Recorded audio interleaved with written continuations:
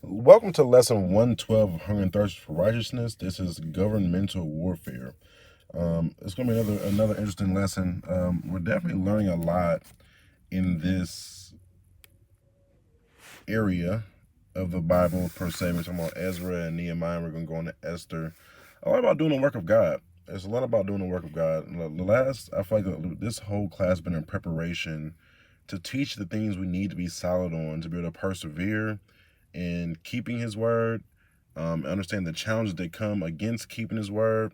And this is another one of those that are, it's a challenge against doing the work of God. And it's something that Christ literally speaks about. And it's something that we need to be prepared for. So governmental warfare, okay, governmental warfare.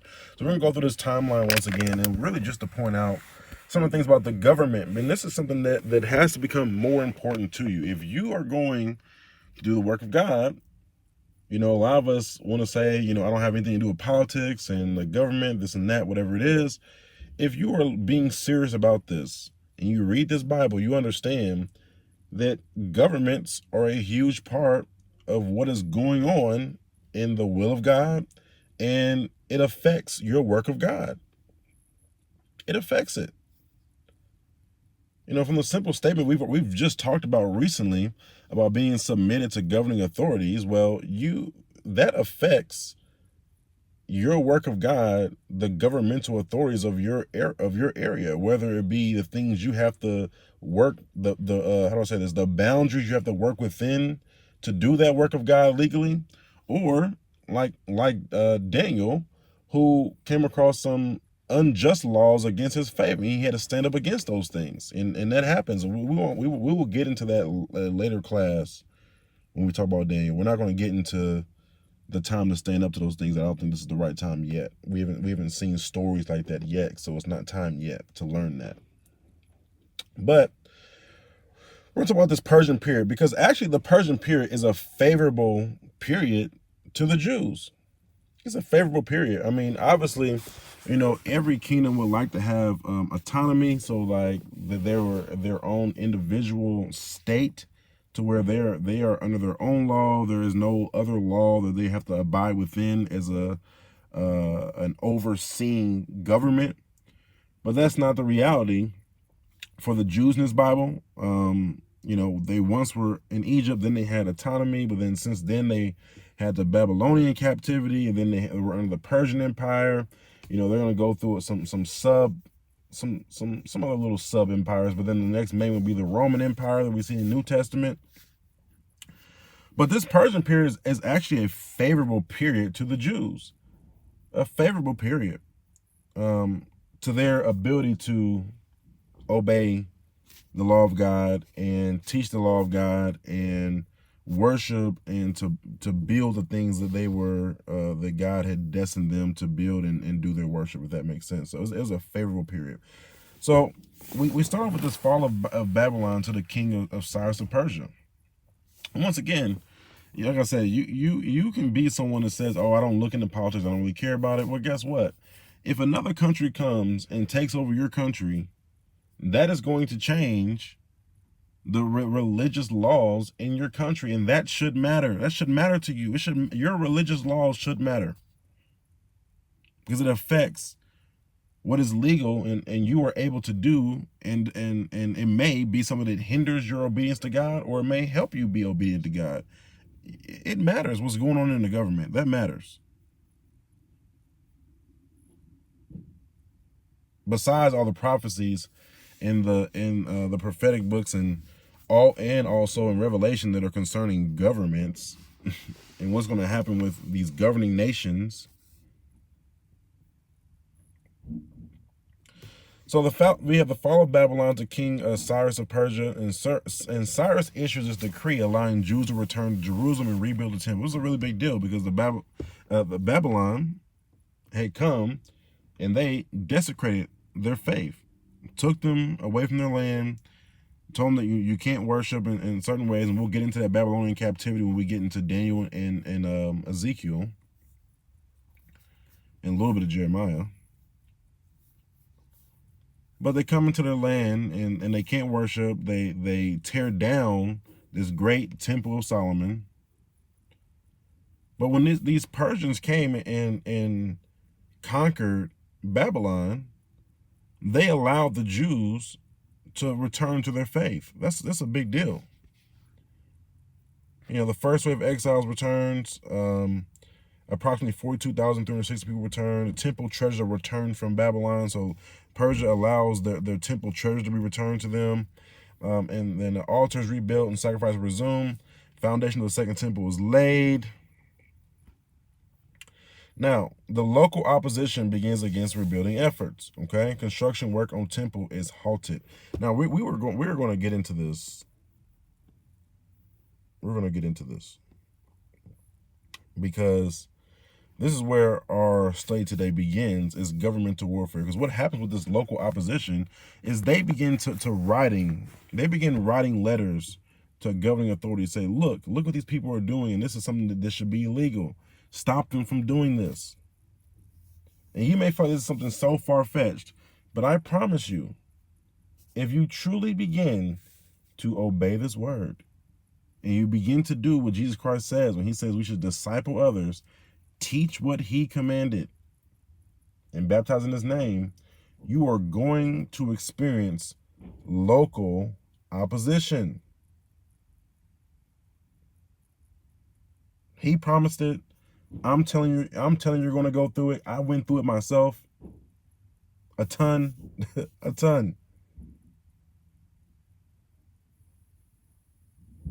Nehemiah's going to go through it in a little bit. We'll talk about him. That's probably we have really only 2 lessons that we'll talk about with Nehemiah, and that'll be one of 2 of them is talking about I'm trying to tell you this, that darkness runs in people's hearts. When you are doing the work of light, darkness overtakes these people in the flesh.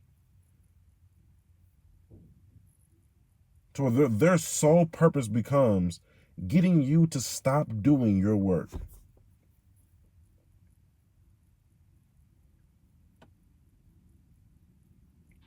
Being controlled by Satan and not even realizing it. Because obviously Satan is against the work of God. Why? Because if the work of God is fulfilled, guess what? He is closer and closer to his eternal death sentence that he knows is coming. So he's doing everything he can to slow it down. So we have the reign of Cambyses, the son of Cyrus, who is, and then we have continued opposition to the rebuilding work. We have the prophets Haggai and Zechariah encourage resumption of temple rebuilding. Tatanai, the governor of the province, writes to Darius about the rebuilding. Darius finds Cyrus's original decree and orders construction to continue.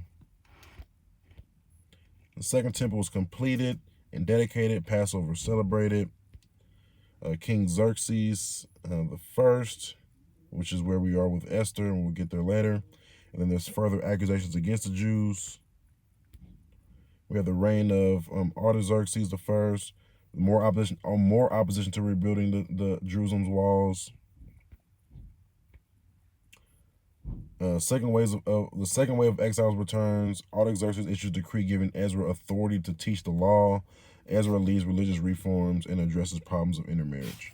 So we're going to get into this because this is something that Christ promised us in Luke 21:12. Okay.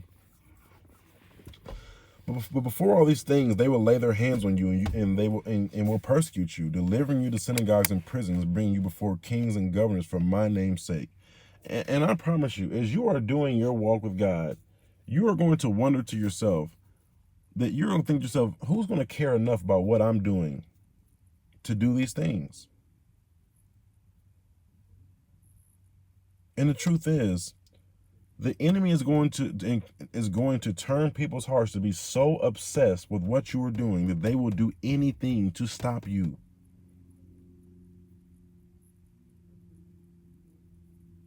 They would do anything.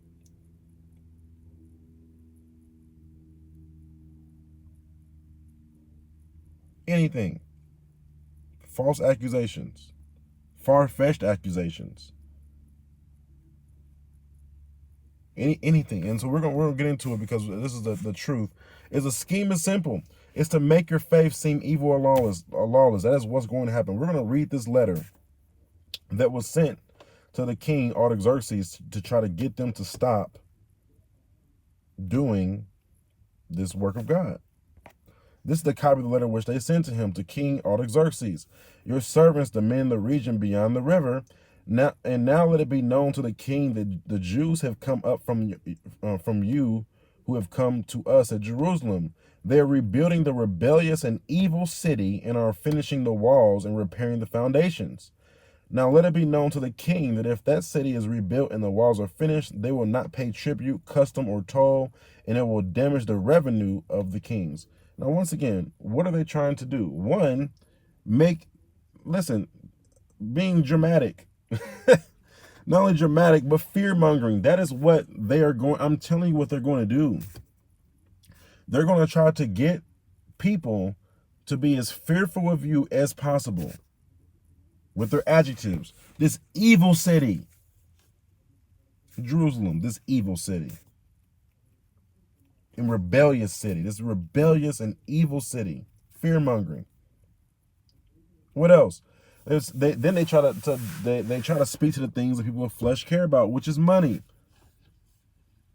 They're going to mess up the revenue that you are trying to bring in. They're not going to pay the custom or the toll. They're not going to pay taxes. Now, because we're in the service of the palace and it's not fitting for us to see the king's dishonor, notice how they try to suck up. We're in your service and we want to see that they're trying to make it about that we are doing this out of your sake, and really it's just because of the hate that's in their hearts. Therefore, we have sent and informed the king so that a search may be made in the record books of your fathers, and you will discover in the record books and learn that this city is a rebellious city and damaging to kings and provinces, and that they have incited revolt within it in past days. Therefore, that city was laid waste. We informed the king that if that city is rebuilt and the walls finished, as a result, you will have no possession in the province beyond the river. Now, you're like, oh, okay, this happened in the Old Testament. This is a one-off story. No, it's not. This is the same thing that happened to Jesus. And he said the same things will happen to us.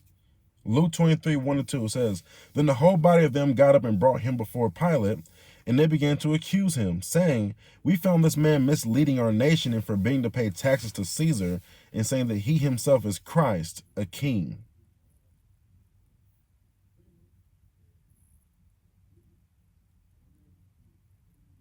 Accusations. Bringing him before a Gentile king. What are they doing? They're writing to the Gentile kings and saying, listen, do not let them do this work of God. In the same way, Jesus is doing this work of God. And what are they doing? Accusations against him also. Listen, he's misleading our nation. Not only is he misleading our nation, this is a rebellious force. He is also forbidding to pay taxes to Caesar. He is coming into the pockets of your kingdom. The same thing that was just said in Ezra's time. Because these spirits don't change. And they speak the same words. But one of the most important things that happened in Ezra's time, and I'm going to go back to the timeline, was this. They wrote this. This king believed them at first and said, yeah, you guys need to stop doing this construction, right? But then what happens is this. They didn't defend themselves saying, oh, we're not evil and all those different things. And I think that's important. That's something that Christ literally says when he says, he gives us instructions saying what they're going to do and bring you before judges and, you know, this governmental warfare. He says they're going to do all these things, right?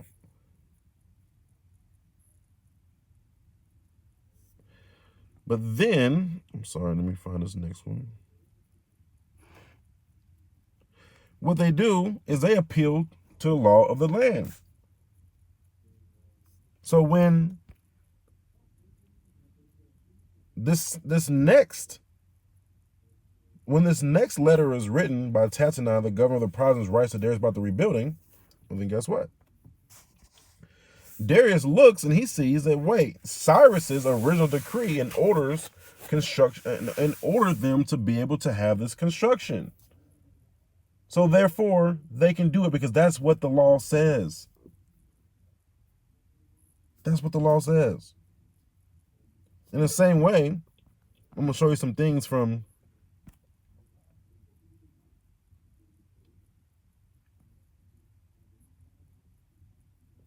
show you some things from the laws of living in America. Now, I know people are going to listen to this, and you're in Africa, you're in a lot of different places, and you have to know the laws of your area. But you should also know the religious laws of your area, and know you have a right. And that's something that I do believe, that for us who are believers in the United States, we are in a Persian type environment. Is that our government may not be based on the law of God, and it may not be, exactly upholding of the teachings of Christ. But just like in Persia, they had a right to worship. They had a right to build up their faith. They had a right to build Jerusalem. They had a right to do the work of God that God commanded them to do. In the same way, so do you. That no matter what anyone thinks, and people are going to have opinions, you have to understand the empire that you live under, which is why Paul many times appealed to Caesar. He appealed because he knew the laws and said, they're not going to find me guilty because I know these laws. It's legal for me to do what I am doing. You may feel this way religiously. You may hate my work of God, whatever it is, but is what I'm doing illegal? No, it's not. So under the First Amendment to the United States Constitution, it is illegal for the government to make laws that prohibit the free exercise of religion or that establish a religion. There is no law against practicing a religion.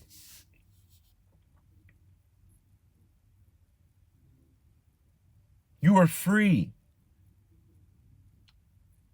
You are free to practice your religion, and no one can come against that. Nobody.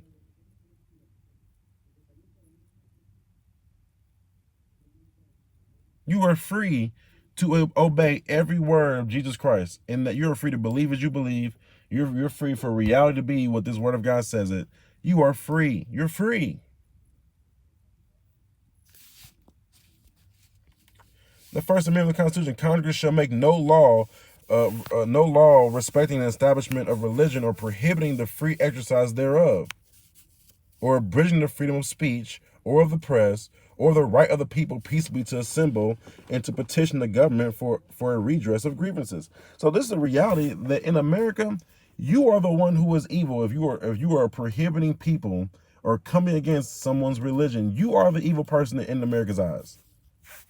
And there are many people in America that believe they are right for their religious persecution and think that the law is going to be with them because of societal mores. Societal mores are not the law of the land. Just because of what a societal more is, or what they think is right, or what they like or what they don't like, does not mean that that is the law of your land.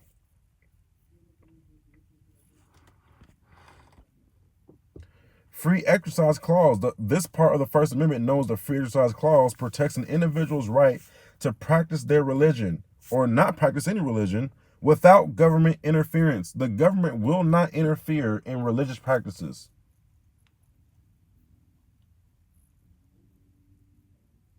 It is your right to abide by the word of Christ if you want to abide by the word of Christ, and the government will not get involved. It is your right to abide by the law of God, and the government will not get involved. It is your right to abide by, and of course, you can abide by Sharia law if that's what you want to do, and the government cannot get involved. If you want to abide by the law of what you think is a holy potato, the government cannot get involved.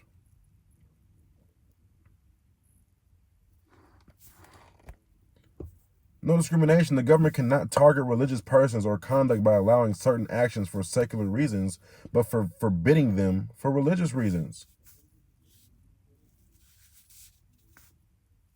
So I can't say that they cannot say that, oh, I'm allowing this person to do that because of secular reasons, which is the world's morality, the world's reasons why, holidays, whatever it is. But because this person wants to do this because of their religion, I'm not going to allow it. No, it can't be that way.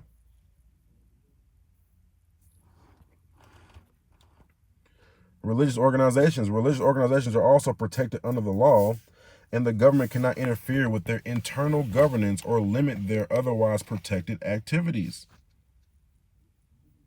So, how we govern ourselves within a religious establishment, a government cannot step in and say you cannot have these rules in your religious establishment. No, you can have the rules that apply to your religion in your religious establishment. Even if those rules are different than the rules of the land.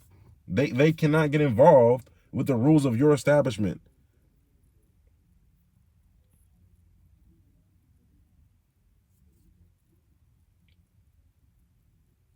Just like a school has rules, and those rules are not the same as the law of the land. Someone steals, someone steals in school, they may go to in-school suspension. You steal out in the world, and you might go to jail. But guess what? They're not sending kids to jail per se for stealing a pencil box in school. They have their own rules. In the same way, a religious establishment can have its own rules. There's nothing wrong with that.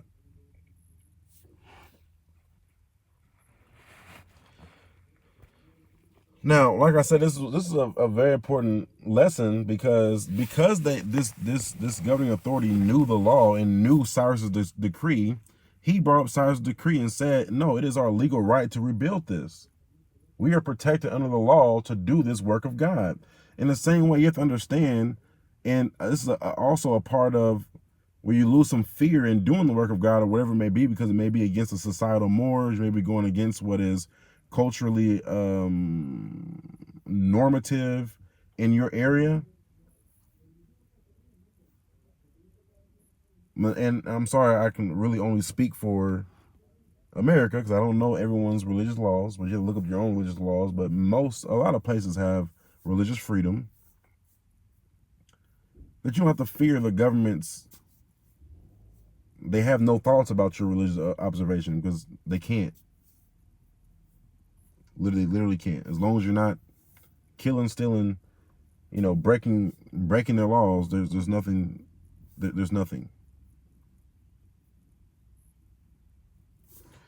And so I end off with this. This wasn't too long of a lesson, but it was something to understand, to have the peace of mind as you do obey God, and especially for those in America, get religious freedom. I'm trying to tell you that I literally dealt with this and have been dealing with it with my wife, is that her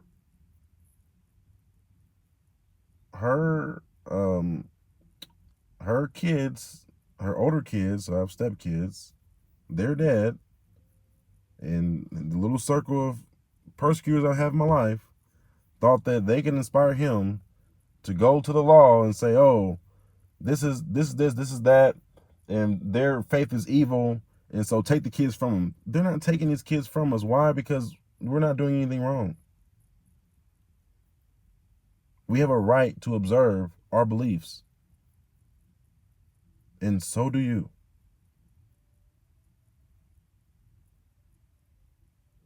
1 Peter 2, I'm going to read this because I think this is just important.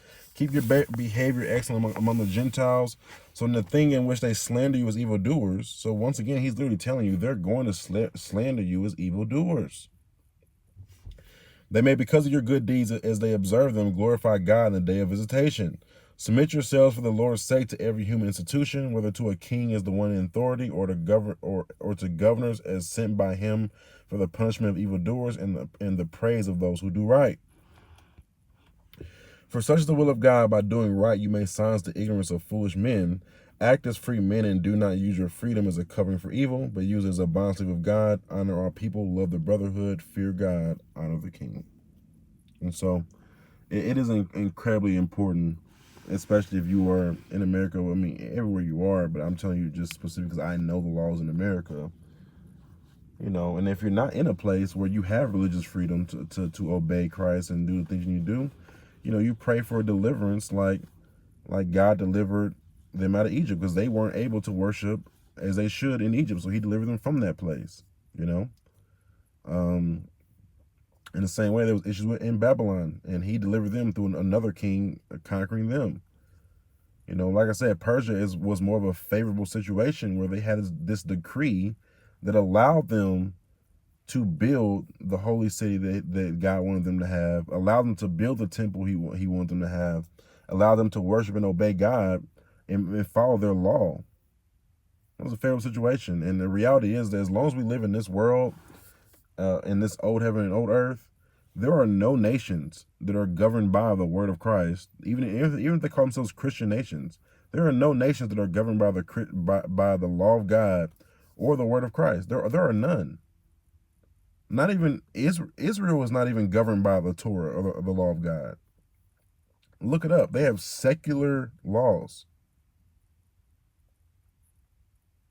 And so as long as we are here, we're going to find ourselves either in, maybe an Egypt type environment, and we'll get deeper into these different environments as time goes, and an Egypt type government over us, a Babylonian type government over us, or this Persian type government over us. And if you find yourself in that Persian type government over us, you found yourself in a good place, and you need to thank God for being in that environment, but also know those laws, know them, because it was because they're appealing to those laws that they were able to continue to rebuild. They said, no, this is the law that Cyrus decreed. And he's like, you know what? You're right. Keep going. In the same way, if you understand your religious freedom to observe and you appeal to those things, and that's the thing, that's how at this stage, that type of persecution or coming against the work of God can only get the ignorant, because you don't know. Because you don't know is why you don't continue. Because they knew, they continued.